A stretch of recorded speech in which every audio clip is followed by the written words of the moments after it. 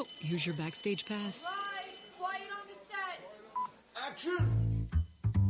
Welcome to Sedona's Backstage Pass with Shondra, presented by Chef Lisa Dahl. This is your inside look into culture, curators, and creative artists. And now, your host, Shondra. Oh my gosh, welcome my VIPs. You've got your Backstage Pass, and you know when you've got that, you are in.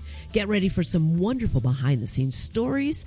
And you know, if you miss a show on Saturday, because we're on every Saturday at 10 a.m., on mellowmountainradio.com and also on KAZM 106.5 FM and 780 AM. If you miss a show, you can always go back to mellowmountainradio.com because they're archived there, and you can find them there, and you can find all of the shows on Apple Podcasts, on Spotify now, Pandora Radio, iHeartRadio, and more. So just look for Sedona's Backstage Pass and get your VIP pass, and you'll hear these wonderful stories. I'm telling you, I cannot get over some of these fantastic individuals that are in Sedona in the Verde Valley, and my sponsors are amazing too. So we're going to hear from one of those today. Anyway, I'm going to tell you about what's going on this week, and there's a lot to tell you about. Some really, really, really cool things. First of all, tonight at Mary D. Fisher Theater, if you are not doing anything and you really want to take in a wonderful concert, and if you've not seen this gentleman, you're going to want to go to it. Okay, tonight, Mary D. Fisher Theater, which is one of the theaters of the Sedona International Film Festival in West Sedona, you can purchase a ticket there to see this magnificent guitarist, Esteban. If you've not seen him, he is phenomenal. I've seen him a few times in concert. He's brilliant. He is a world-renowned artist, and he's here. He was a student of the legendary Andres Segovia, all right? If you don't know who that is, look him up. He's legendary. Well, Esteban is incredible, and tonight you have an opportunity to see him in concert at 7 p.m. at the Mary D. Fisher Theater. So get your tickets. You can just go to SedonaFilmFestival.com, get a ticket, or maybe you want to take your chances and just go to the box office. It's tonight at 7 p.m. Now, if you're looking for some outdoor fun, let's see, today at 10 a.m. to 5 p.m. and tomorrow, the 21st, you can go check out the Oak Creek Arts and Crafts Show, which is going to be right outside of the Tres Amigos restaurant in West Sedona. And this is the Oak Creek Arts and Crafts Show. You're going to support local and regional artists. This is the time you want to go out and maybe do some early holiday shopping if you're one of those that does it. I do. It's always great to support our local artists. Now, also, I'm going to tell you about a concert that is coming up on next Friday, September 26th. I believe that's next Friday. I can't believe we're already there at the end of September. The City of Sedona Red Rock Concert Series. And it is called I believe it's called the Red Rock Dirt Concert Series. I think that's what it's called.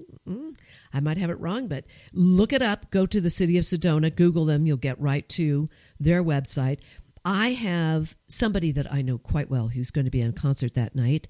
These are free concerts to you, okay? And this particular one on September 26th, there's 3 different groups. This is not normal, okay? This is like a special 3-band, 3.5-hour show.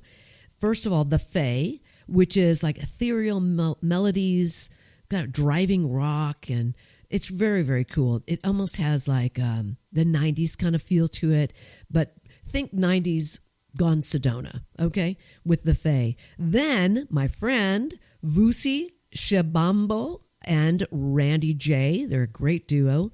They weave together rhythms of African drums and African songs, and it is so cool.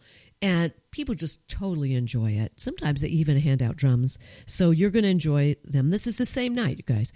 Then Sister and the Sun, which is a powerhouse 4-piece band.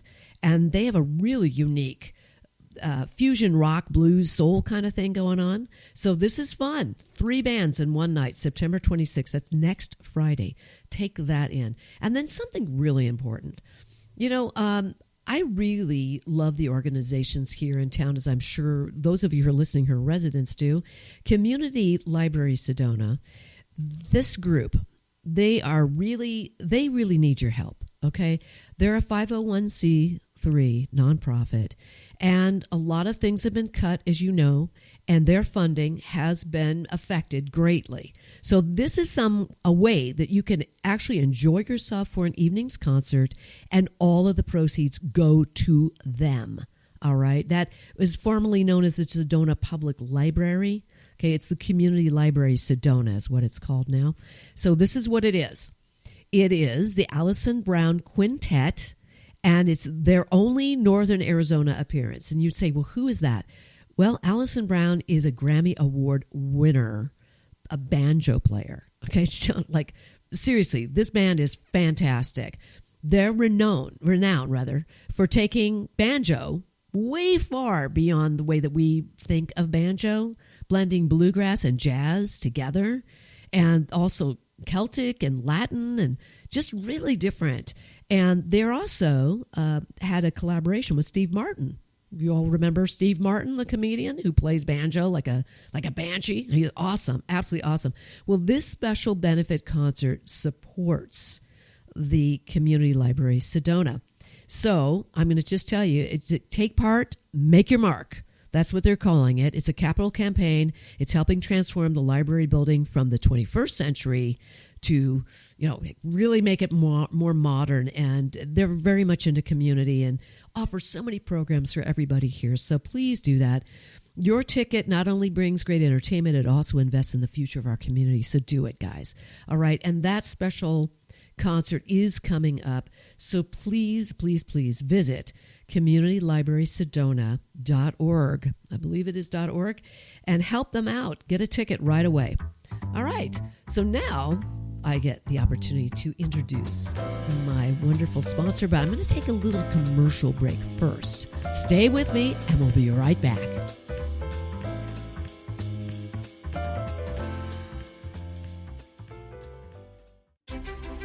You've explored the trails, stood in awe of the red rocks. Now, discover how Sedona became Sedona. The Sedona Heritage Museum tells the story of Red Rock country, from ancient cultures to today's vibrant community. It's interactive, family-friendly, and open year-round, indoors and out. Sedona Heritage Museum, preserving and sharing the soul of Red Rock country. Plan your visit at sedonamuseum.org or call 928-282-7038. You can taste it in every bite. For over 30 years, Chef Lisa Dahl has redefined what it means to dine in Sedona, serving soulful, handcrafted cuisine inspired by love, artistry, and community. From the wood-fired kitchens of Mariposa to the couture flair of Butterfly Burger, every experience is elevated, every ingredient intentional. To learn more about Lisa Dahl and the Dahl restaurants, please visit cheflisadahl.com. Here's more of Sedona's Backstage Pass with Shondra, presented by the Dahl Group. Oh my gosh, I am so excited. This is so much fun. Whatever time I have Debbie Johnson in the studio, she's the owner, by the way, of Cleaner, Quicker Car Wash. Fantastic place to get your car washed. They do all kinds of wonderful things for the community, too. I don't know, just love you, Debbie. Thank you for being here. Debbie Johnson. Thank you, Shondra, for letting me come. I appreciate it. It's so good to see you again. No, it's so much fun. I feel like a party when you're here. Because we talk about everything. Well, next time we won't wear our pajamas, okay? Okay. Gosh, you had to tell everybody. Jeez. And we were talking before, I'm going to divulge a little bit of information for you. We were talking about my producer, Ryan. You see, I'm delusional. That's what's happening right now. I'm delusional right on the air. Ryan Thompson, my producer, has the best hair ever. I mean, really. Incredible hair. You mentioned it. Oh, yes. His hair is great. He's got these beautiful curls and about 5 million times too much hair because we need it. And we're really jealous, and he looks great. I know. It's like, do you know what it takes me 3 minutes to dry my hair? Yeah. 3. It's it. It's done. I mean, that's a good thing, actually, for time-wise. But seriously, it has to take him 10 minutes. Oh, 15 I minutes. bet it takes him longer. He's longer? He has a lot of hair. Longer. Oh, gosh. Yeah, he's pointing, going, longer. Wow. Wow. A little envious starting the show in a jealous mode. It's okay. So let's get to you. You look beautiful. Every time you walk in, I see you coming out. You don't have one of these, but I'm surprised you don't. I envision you coming out of one of those little Corvettes with the window, the round window. You know, like a light pastel blue or pink or something. One of those. Those are Corvettes. Tell me, those are, right? Am I talking about the right car? Well, you're actually talking about a T-Bird, I think. That's it. Yeah. The T-Bird. So it's not a Corvette, it's a T-Bird. Yeah, I think you're talking there about you a go. T-Bird. Okay. I'm definitely delusional. I'm living in my own world. I have a car wash. Yes, you. And I must say, every time you come here, you look to me like you're coming out of a T-Bird. Adorable. If this was on, we could see you, people would just be smiling. You're like, she's so cute. Really? Okay. I want to talk to you about, I want to get to know you a little bit more. I know we're both Texas girls. And I can talk like this anytime I want because I'm from Texas. I'm from Amarillo. You were born in Houston, correct? Yep. Born in Houston. Yes. And to be a little bit more specific, Baytown, which is right in the, what is that, a suburb of Houston? It's, it's not quite a suburb. It's on the other side of the river. But Okay. it's a small town with a lot of industry. Yeah, but Yeah, I was you actually mentioned. born in Houston, but I lived in Baytown. Oh, okay. A lot. So you were born Yeah. in the big city of Yeah. Houston. Right. Yes. So what was that like growing up? Now, I think if I remember right, you said that you were born there, but then you moved to New Orleans with your family, obviously. You weren't driving at that time.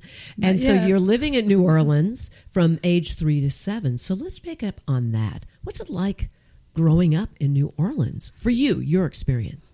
Well, I had a pretty good foundation growing up in Texas with, a big family.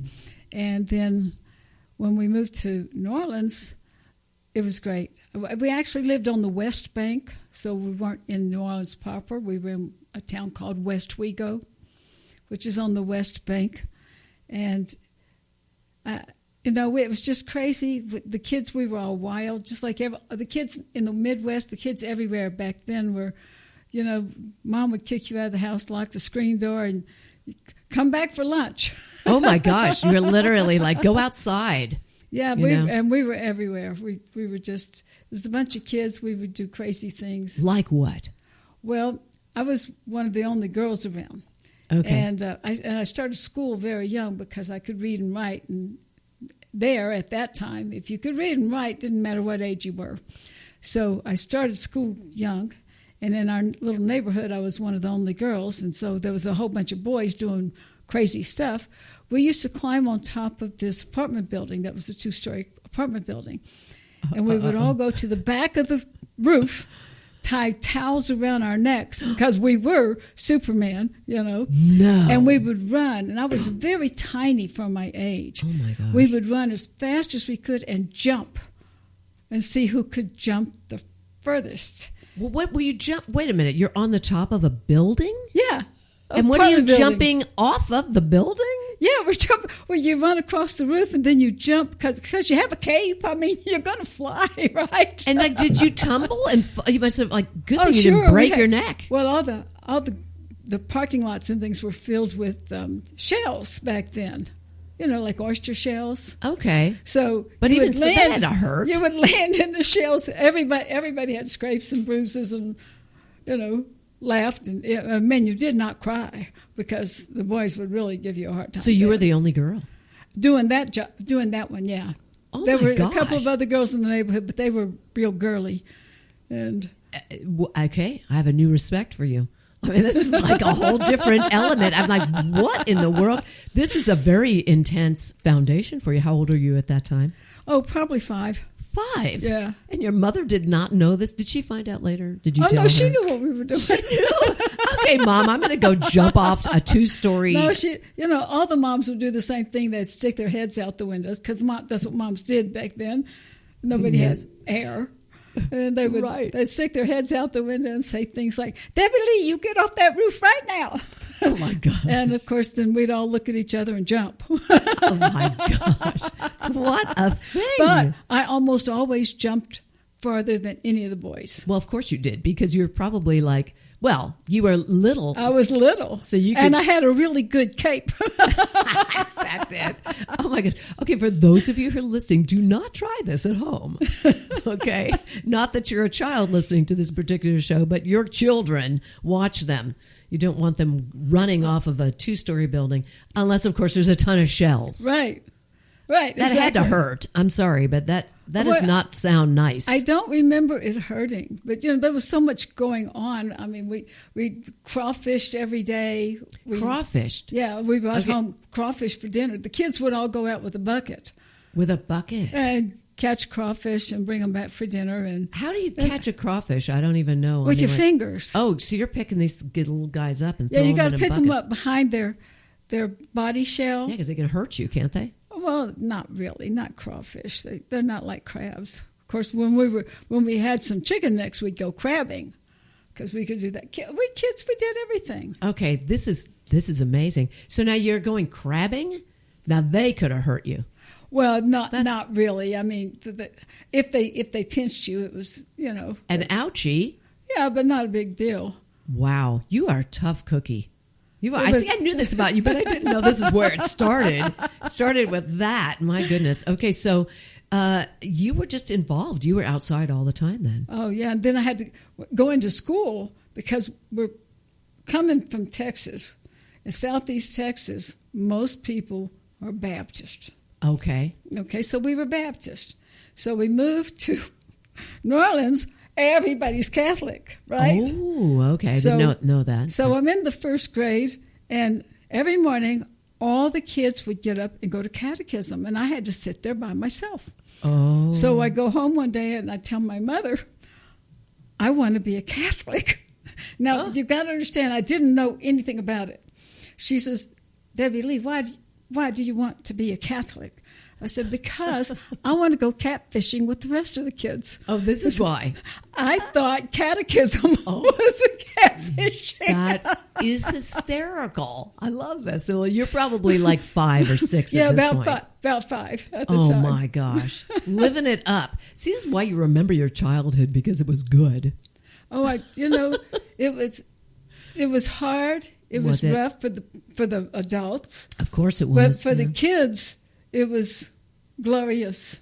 How wonderful. Did you, okay, I know that when I was younger, I pretended, we'd call it pretend. Oh, sure. You pretend that you're in the jungle. You pretend that you're, I don't know, my sister and I used to pretend we had a restaurant.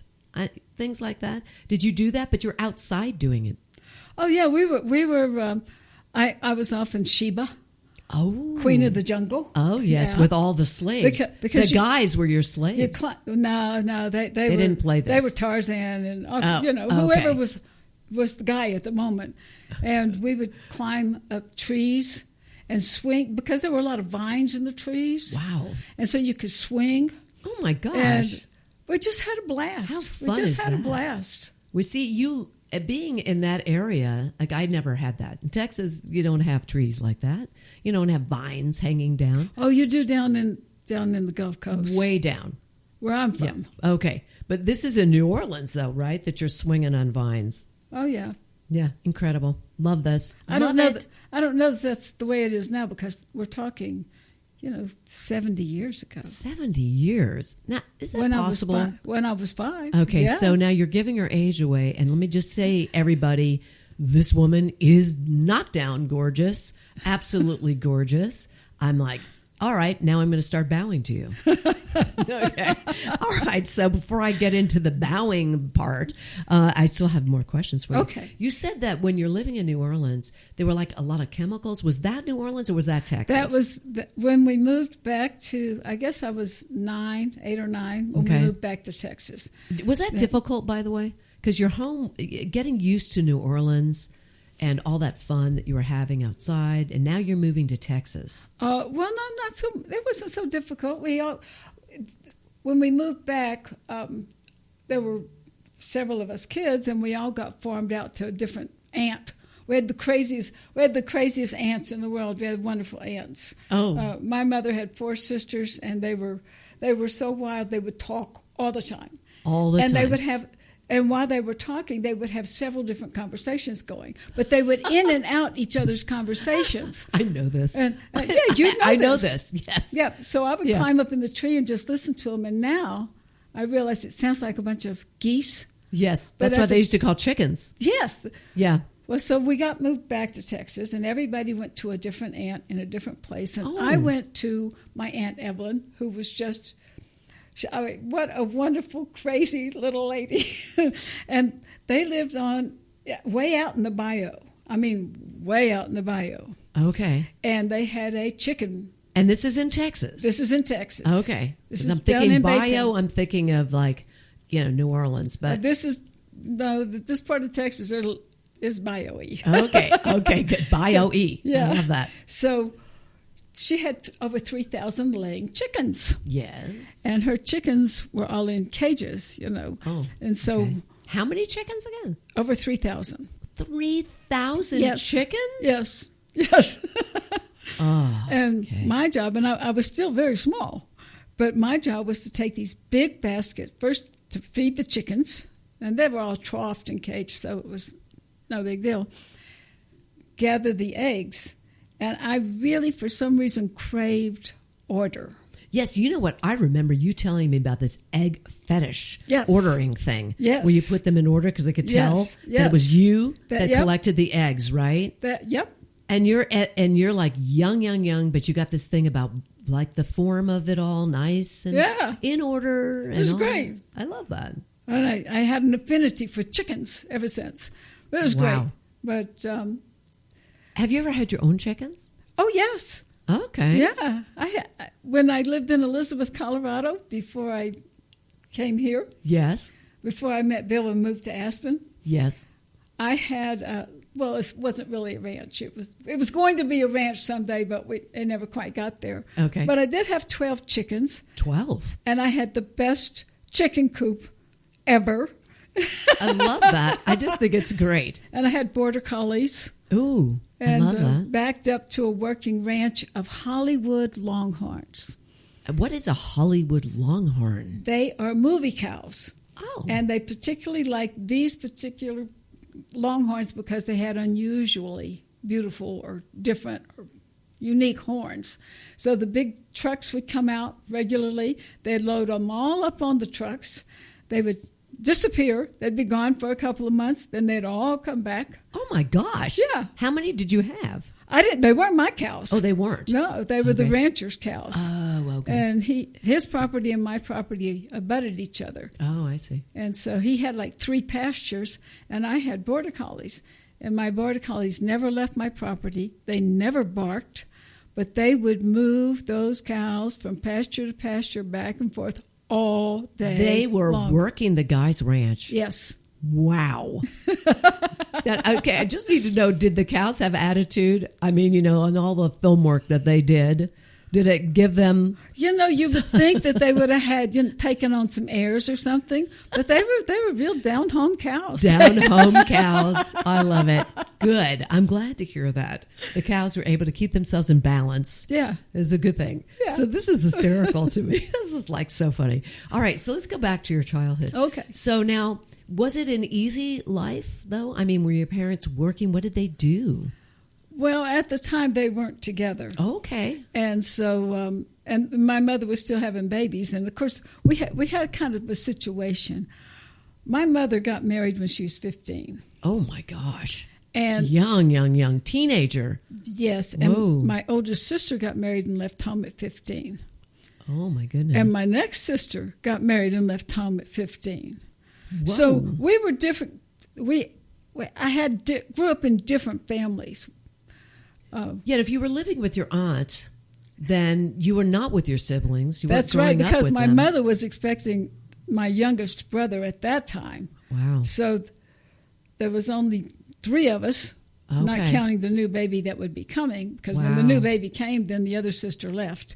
So there were only 3 of us, but we weren't living in the same place. But then I guess that lasted about a year, and then we all got together in another little town called Dayton in southeast Texas. And then you all lived together there? Well, my oldest sister at that point was in Alaska with her husband, who was in the Air Force. Oh, okay. That's right. She married young. Yep. The other one married young. Yep. And the other one lived there in Dayton with her husband, and she was 15 but didn't live with us. Oh, my gosh. So I was the oldest one at that time. Yeah, so it's funny because you said to me that you had a sister who was 9 years older and then another sister that was 6 years older. And then when they left, you became the eldest because you had two brothers. And again, interestingly enough, you were 9 years older than them and 6 years older than one of the other brothers. That's right. This is amazing to me. I'm like, okay, we can't even make this stuff up. This is like a really awesome. So tell me, how did that shape you? So because you were the youngest and then you were the eldest and then you're taking care, I'm sure you're taking care of the kids. Oh, yeah. Everybody had a job to take care of the younger kids. Right. I think that's why they all left at 15. That's it. It's like, I don't want this. Yes, exactly. That's hysterical. But you didn't. No. You stayed. Yeah, we moved to Baytown. That's when we moved to Baytown. It was, Okay. And, I was just in my space. And incredible. I love it. Well, you loved it. I mean, it's really cool. Did you have a money influence at that time, or was it life hard? What was it like living out there? Well, we didn't have money. Yes, so that's what I was kind of gathering. Yeah, so that does something to a person, doesn't it? It really gives you it really gives you a respect for money, and also just you live knowing what life is more about without all the material things, correct? Sure. It was different, I guess, than a lot of people. Yeah. But not so much. I mean, I knew a lot of people in the same shape we were in. Yes, that's what I'm saying. Yeah, because it's a different lifestyle completely. Right. And this is where your imagination starts going into place. I mean, think about it for a moment. Kids today have a lot of different things. Even kids that don't have money might have a game on their phone, or they're on their phone all the time. You're outdoors all the time. I remember being outdoors as a kid. And you're using your imagination. We didn't even have phones. No, of course not. Of course not. No. No, we had a TV. Yeah. Yeah. Black and white? Of course. Yeah. Until color came in, and it was like a big deal. Well, color was a little bit later. Yes, it was. And then it was green and purple.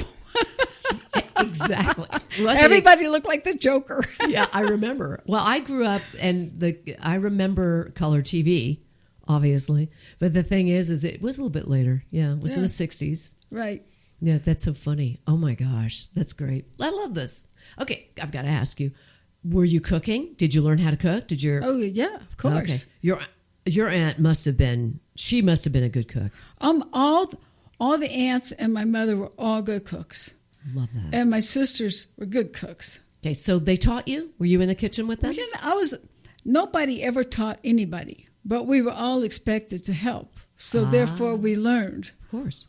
And nobody ever measured anything or used cookbooks. They just knew. I mean, there was a basic thing that everybody had to know. If you have onions, peppers, garlic, celery, you can make anything. Can make anything. Right, exactly. What's your favorite Southern dish? What would you say? What's your favorite, like the one that stands out that you can make also because you just loved it? It was a staple. It was something to look forward to. Boiled shrimp. Okay. All right. Good. It's so simple, so easy, and if you cook it properly, it's so delicious. But I always bring in my shrimp. I don't buy shrimp here very often. No, there's not really. I mean, we are in the desert here. It has to be shipped in. I've noticed that. Yeah, right. Yeah, I should ask you, do you miss the water? Do you miss being by the coast? I crave the beach all the time. Yeah, haven't been back in a long time. The summers come and I'm like, I want to go. I want to go to the beach. I want to go to the beach. Oh yeah. Yes, I definitely want to go to the beach. Yeah, because I grew up in San Diego, and we had beaches. Yes. Right? Do you crave it? I do. Yeah. Once June hits, I'm like, June gloom. And the water, the sound of the water. The water and the smell of the sand with the water and the seagulls going by. And I miss all that. And you don't even care if sand gets in your shorts. It's okay. I did when I was a kid. I was like, ew. This is, because we moved to San Diego. I was like 11 and a half. And I was like, this is not like a pool, Mom. This is weird. I got grit in my britches. But once you get beyond that, and then I was tossed around once in a wave, then you get your bearings. Because, it's kind of like being thrown in the deep end of a pool. Once you get your bearings, you figure it out. Well, growing up in Louisiana, we would go to the beach all the time. We mostly went to Pontchartrain. It had all kinds of shows and craziness and wildness. And in the morning, we would camp out on the beach because you could back then. Love that. The whole family. That was vacation, going to the beach for the weekend. Oh, I love that. I Camping want out to on do the that beach. right now. I would get on an inner tube and float out. And I would float out so far I couldn't see land. Oh, my gosh. And I was just a little kid. I never learned how to swim. What? Well, oh, no. Yeah. So I'd never been in a swimming pool. Oh. So the waves would take you, down the shore, and eventually they'd bring you back in because the waves go out, they come in. Oh, so it was all okay. You were going to get back. Oh, my gosh. All right. You know what? We have just run out of time. Okay. So next month, when you come back, we're going to pick up where we left off. I hope we remember that. Yeah, I'm going to remember it. You better write it down. I'm writing it down right now. I won't remember. This is called beach because we're talking about the beach. We're talking about food. We're talking about your upbringing and all of how it influenced you. Thank you for being here with me. I just adore you, Debbie. Thank you for letting me come. Debbie Johnson, owner of Cleaner, Quicker Car Wash. Oh, yeah. Go by and get your car washed there and detailed. We'll be right back.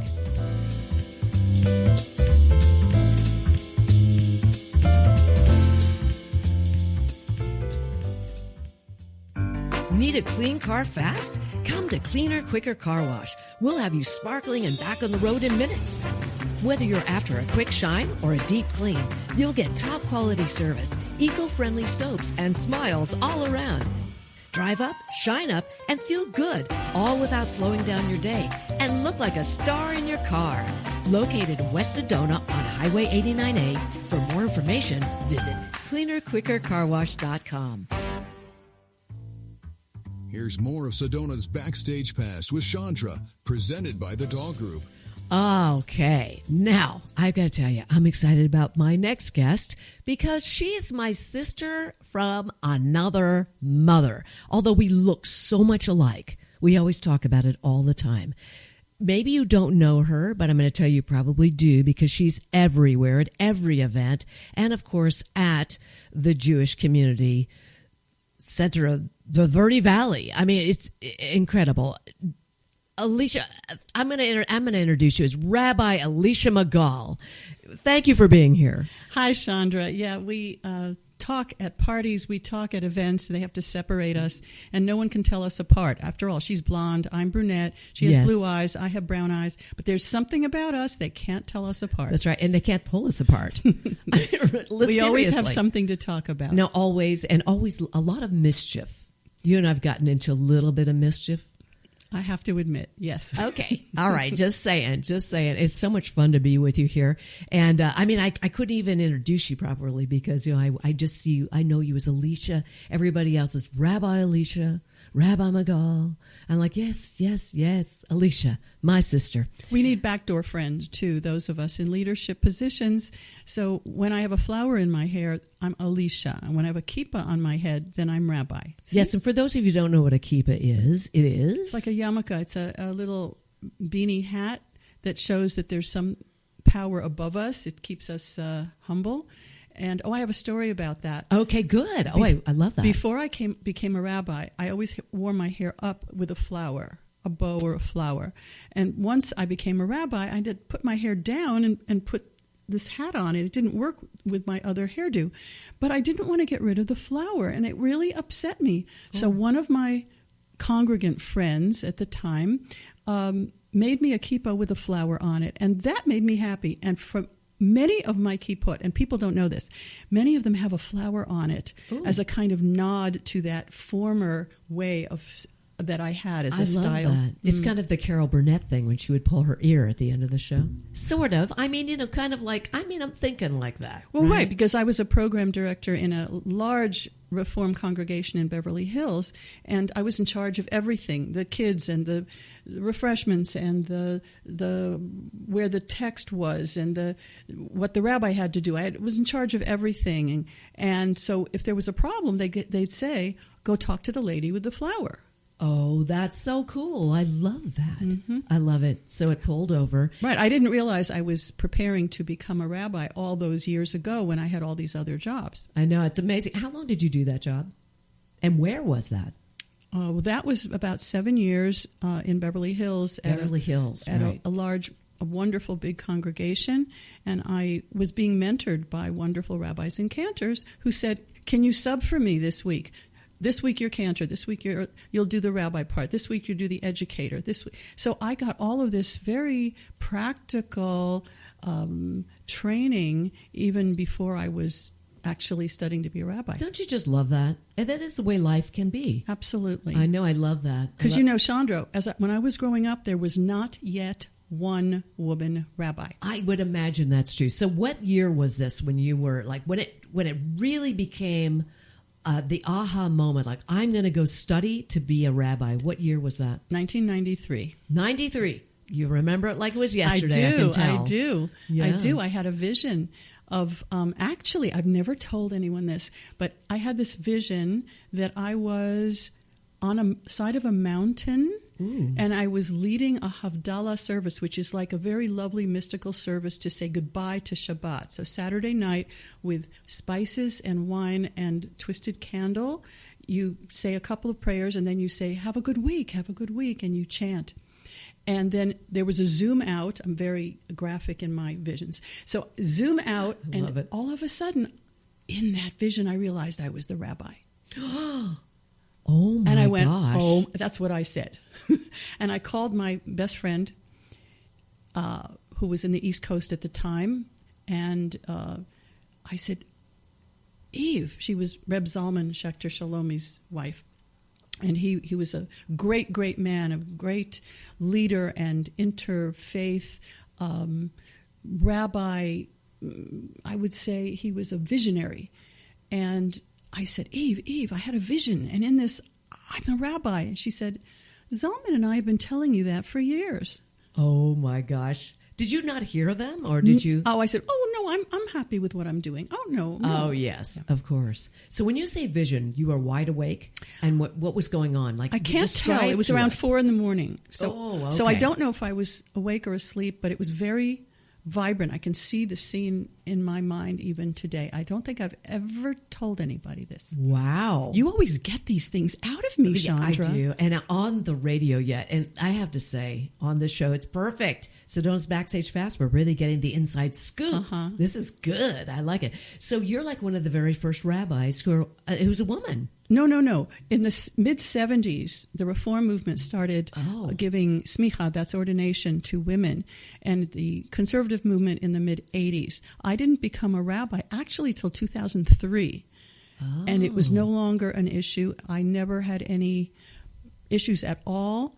I have to say, I feel like I was not a pioneer, and I benefited from those first years of the women like Rabbi Laura Geller, who was one of my mentors. She was the third rabbi ordained. I benefited from them being the only woman in their rabbinic class. In my class, I have to tell you, they were all women. Okay. Well, there we go. We love that. Okay. So this is a movement that started, like you said, in the 80s or the 90s. What was it? Mid-'70s, then 80s, and on. So it was more of the liberal movements, like Reform, Reconstructionist, Renewal, and then the others caught on. Right. Okay. So here you are. Now, I met you. Tom and I met you.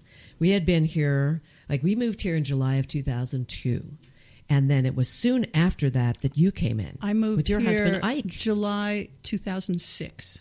2006, see? And not that far. Yitzhak, who's in the industry, was known as Ike with the mic. He was a sound mixer in Hollywood for almost 30 years. And I was the wife of the sound man, and now he's the husband of the rabbi. That's right. Sometimes he goes by Mr. Rabbi. Yes. And he's a wonderful, wonderful person and a professional. When you say in the business, we're talking about movies. Right. That's what he did. And really great sound engineer, audio guy. He did a lot of the sound at the synagogue, too, for many years. And he always checks my mic. He always checks the headphones. He always has some advice to give whoever's on tech how it could be better. There you go. You're in good hands. That's right. I know you have a wonderful staff. You really do. We do. These individuals absolutely adore you.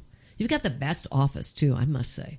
I love my office because I have room for my tchotchkes. Now, do you all know what tchotchkes are? I do. I have a lot of them. And I even have, here we are in the Southwest, storyteller dolls. And local artists made me rabbi storyteller dolls. Oh, my gosh. Yes. You can tell it's a rabbi with a talit, with the prayer shawl, but her mouth is open like a storyteller. Oh, my gosh. I love that. I don't think anyone else has that. Probably not. And you have other things, too. Like I walk in and I'm in awe.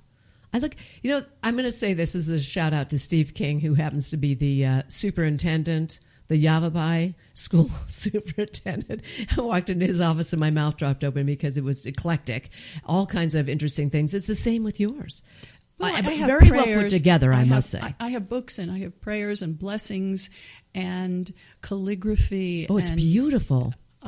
And things that remind me of special events. I love that. So I like arts and crafts. I was going to be a graphic designer, one of my many jobs. I mean, I was a French teacher and I was a museum educator, but one thing I wanted to do was graphic design. See, I didn't know that about you. Yeah. I've known you all these years and I did not know that. Yeah, I was in charge of the Craft and Folk Art Museum in L.A., and I was I didn't know that either. Museum educator at the Skirball Museum, and I was in charge of making the kind of docent training walkthroughs for the different exhibits. Oh, my gosh. And I would train people all over town, all the schools, to come and have their visit. I loved it. Oh, I bet you did. And my kids, who were little at the time, thought it was Mommy's Museum. It was so cute. They'd go up and down the elevator, and they'd roam around the museum. It was just my great. gosh. Do you see the influence of that now with your kids?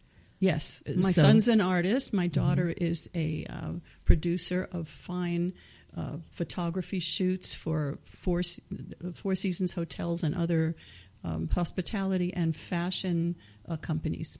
Wonderful. Doesn't that make you feel good? Very good. I mean, it just really rubbed off on them. Absolutely. I love it. So good. And you worked for a TV station. I had no idea about that either. In Israel, I was a tour guide and I worked at the TV station. There was one station at the time, this was in the 70s, black and white. It was on from 5 in the afternoon till, I think, around 11, maybe. And then there was the national anthem, and then it went off. Yeah, I remember those days. Yeah. Like being a kid and watching like the national anthem comes on, you're like, oh, man. But this was the Israeli national anthem. Yes, and of then course. When the Yom Kippur War came in 1973, in October, the men vanished. They were all called to duty, including Yitzhak, who was my boyfriend at the time. And I took over 4 jobs, and I would go to the studio and listen to the news as it was happening. And local news was international news, and I was at the hub. It was fascinating. Wow. But was it frightening? It had been frightening. Well, I'm the daughter of Holocaust survivors. Mm-hmm. And in a way, I felt like I was being tested to be brave and to help and to do things for others because I was not in as much of danger as they had been. But it was sort of my war. My mother always said, everyone has their war, and it doesn't have to be a military action. It can be just a huge challenge. Mm-hmm. So that was mine. Wow. And then I didn't realize I had been kind of shadowing my mother's life unconsciously. So from my age 18 to 25, I had been in college, I had gotten a graduate degree, I was teaching French, and I thought when I was 25, I said, what have I done for my people? And I went to Israel. And then the war broke out. Wow. And I thought, in a crazy way, I was relieved. I said, now it's my time. My mother had her war. She survived. She got married. I had that war experience. I survived, and I got married. I know. I was going to say, that's the pattern. There it is, right there. Well, good for you, and thank you for your service, because that was a service. Well, and much less than others did, but it meant something to me, and it settled something in me that I was not just like a pampered White Plains, New York, suburban girl given many advantages. I had to face real life and danger in a way. Yeah, I was not in a war zone. I mean, I was in Jerusalem, but at that point, it was not. I never could compare what I went through to what my mother went through. Right. And I wrote a book about it. Yes, and the book is called From Miracle to Miracle. A Story of Survival. Right. You can find that on Amazon.com. I know it's riveting. And I knew your mother, Nika. What a wild and crazy woman she was. I mean, really. And to grow up with her had to be something. Right. You once told me that nothing would ever compare to what she went through. So you weren't really kind of allowed to kind of cry or be depressed or, right? Right. What is it? What is a B+ or a pimple next to having your whole family killed and living under a false name with every day the danger of possibly being found out and killed? So nothing could compare. So it took me a while till I was really an adult to figure I had a right to be sad or angry in my own horizon. And yes. I try to really have compassion for people, because many times a child of a very dramatic parent or a very troubled parent or something that made them come to a sort of rule for themselves in their childhood, they had to overcome that later and say, you know what? I have every right to live my life a certain way. That's right. And this was never something my mother put on me. I put it on myself. Okay. Well, there you go. Yes, a little bit of that, looking up to your mom. And you were close to your dad, too. Very. Yes. Very. He was a very kind man. He had lost his first family, so we were his second family. Oh, my goodness. So, in the Holocaust. Yeah, so we have a very nuclear family. The mother, the father, the sister, the brother. That was it. So we had no aunts or uncles or grandparents. Wow. So I always adopted other people's older family members. Yes, I'm like your adopted sister. Absolutely. So Come it on works board. out perfect. I choose my sisters. Right? Exactly. It's a good thing. It's a good thing. So among the other things that I know that you have done, I have witnessed many of them, by the way. I saw you doing a whole ballet routine. It was a choreographed, and it was solo, and I'm going to tell you, it was wonderful. Oh, thank you. And I was so touched by this. Alicia is the kind of individual. May I speak about you while you're sitting here in front Absolutely. of me? Absolutely. Okay. Like you're not here, but you are very here. Should I not listen? Yeah, no, you can listen. You just have to listen like, you're a fly on the wall, kind of. Okay, or a butterfly on the wall. So here's the thing. I saw you doing that. You were in a show with Tom and I, and Dev, and Steve Sander. It was a show called, what was it, Purim Nuts or something Mixed like Nuts. that. Mixed Nuts. That's what it was. It was a Purim show. We did that at Purim the synagogue. is the carnival kind of Jewish holiday in the spring. Yeah. It was so much fun. And we did sisters. There were never such devoted sisters. And Tom was the fourth sister. He was the fourth sister who came out in the dress and the wig and the heels. It was hysterical. And but you did a hula and that. You yodeled. I did. And when I say yodeling, I'm not just talking about pretending. This is not pretend yodeling. This was the real yodeling. I was like, what?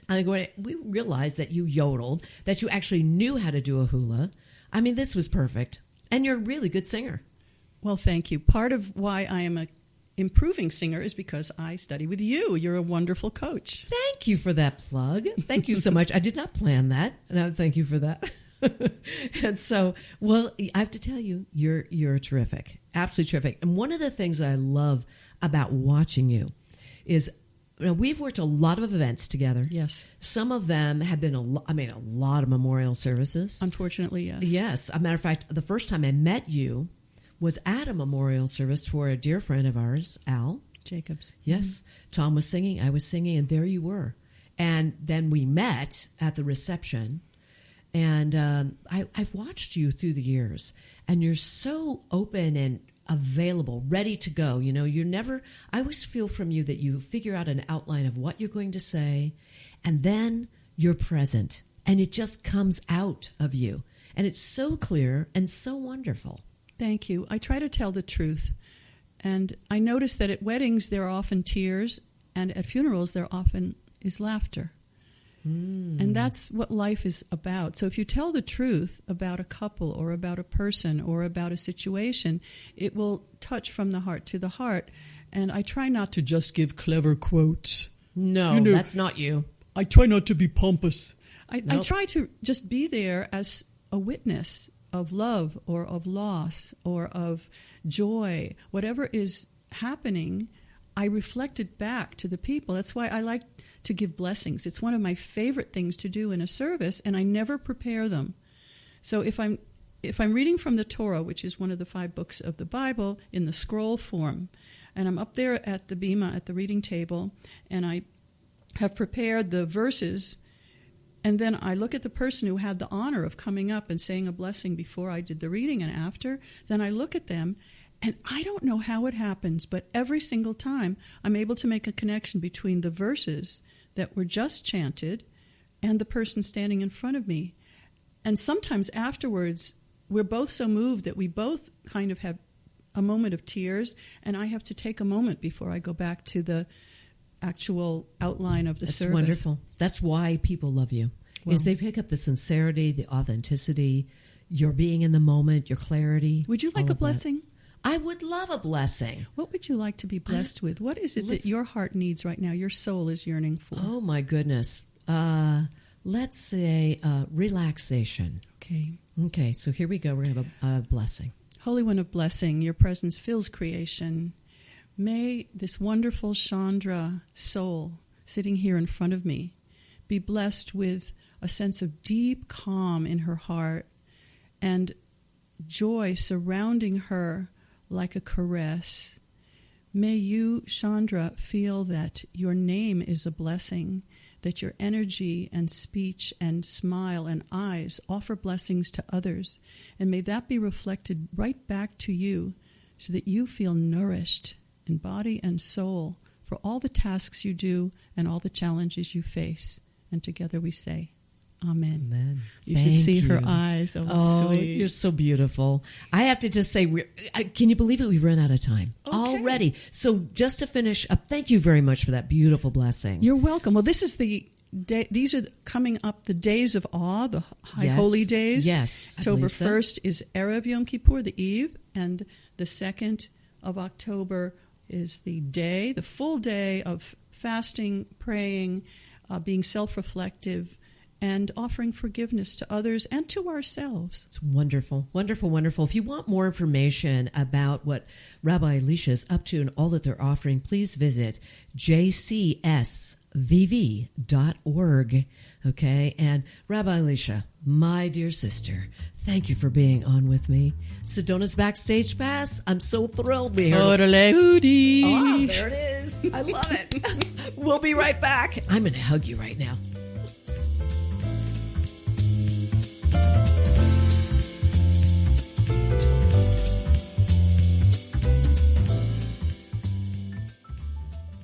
When your project demands precision, experience, and trust, turn to Sefton Engineering Consultants. From expert civil engineering to construction management, we deliver real-world solutions that stand the test of time. With over 30 years in the business, Luke Sefton's team is committed to getting your project done right, on time, and on budget. Sefton Engineering Consultants. Reliable, experienced, personal. Learn more at SeftonEngineeringConsultants.com. Take a deep breath, then let it go. At Sedona's New Day Spa, your escape begins the moment you arrive. Enjoy luxurious massages, rejuvenating facials, and native-inspired body treatments. Every moment is designed to restore balance and renew your spirit. Voted Sedona's Best Day Spa, this is more than self-care. It's your sanctuary. Book your experience today at SedonaNewDaySpa.com or call 928-282-7502. Here's more of Sedona's Backstage Pass with Shondra, presented by the Dahl Group. Oh, my gosh. My guests are the best. I mean, Debbie Johnson of Cleaner, Quicker Car Wash and Rabbi Alicia. You hear that? You know what this is. If you listen to the show, you know it's time for my shameless Shondra spot. Now, some of you might not know this, so I'm going to mention it. One of the things that I do is I am a voice, acting, and stage performance coach. Yes, I have a private practice. I do work for groups sometimes. Like I've coached for the Mingus Union High School students when they've done big musicals. I've done 8 of those as a private coach for those principal leads. But I also coach privately, okay? And not only just in my studio here in Sedona, but also online. I coach people with a desire to maybe be a voiceover artist or a singer or an actor, authors wanting to record their own audiobooks, and public speakers. I do all of that. Oh, I also teach guitar. It's one of my favorite things to teach. I love it. Rhythm guitar, not electric, but rhythm. But that goes with a lot, including some theory. So it's a lot of fun. I've been doing this for about 28 years, and it is part of what I do. And what makes me different from other teachers, other coaches, is that, and you're probably going to know how old I am when I mention this, or you'll at least get an idea. I have been in this business for 49 years, working for a living consistently in the music and acting business, and just in every combination of band you could think of, including as a single. And that's what I do. I bring my experience to my students. So it's not only teaching them the tech stuff and working with their voice, working with their talents to enhance what they do, but also to give them the real world look and being able to work in the industry. If you want more information, please visit my website, shondramusic.com. You can find my resume there. You'll see a bunch of performance videos and even a dedicated page that will talk about what I do with my coaching practice. And by the way, it doesn't matter how old you are. I've taught kids as young as 8, actually as young as 4, if you can imagine that, and as old as 78, and I love it. So maybe you just want to find your voice. Maybe you're interested in being better at karaoke, or maybe you just want your confidence built so that you're not, in trouble when you're getting ready to go on stage for one reason or another. Or maybe you've got a kiddo that's a theater kid and wants and is ready for some professional training. So whatever the case may be, if you want to get some coaching, again, you can always find me at shondramusic.com. What a wonderful time it's been today. I love doing this show, and I want to give some big shout outs to people that are enabling me to do this show, including, and most importantly, my producer and the engineer here at KAZM, Mellow Mountain Radio, and that is Ryan Thompson. Thank you, Ryan. You always make my shows sound so fabulous. And by the way, they've got other shows here, too, that are just terrific. Make sure you visit mellowmountainradio.com, and you can see all of those and plan to listen to those, too. I want to thank my sponsors, the Sedona Heritage Museum, Sefton Engineering, Cleaner Quicker Car Wash, Sedona New Day Spa, and my presenting sponsor, I want to say the Doll Group, but it's Chef Lisa Doll of the Doll Group, and also Sedona Ballet. They are the ones that are the sponsors for my event calendars now. I'm very excited about that. And I also want to give a big shout out to the owner of KAZM, and that's Chuck Helstein. Thank you, Chuck, for all that you do. And I'm going to just let you know, you got to get your VIP pass out every Saturday at 10 a.m. We're right here on Mellow Mountain Radio, 106.5 FM and 780 AM.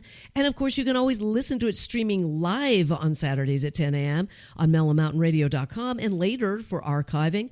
And, of course, you can catch our shows, my show and other shows, on Spotify and everywhere. iHeart, Pandora Radio, Apple Podcasts, everywhere, including mellowmountainradio.com.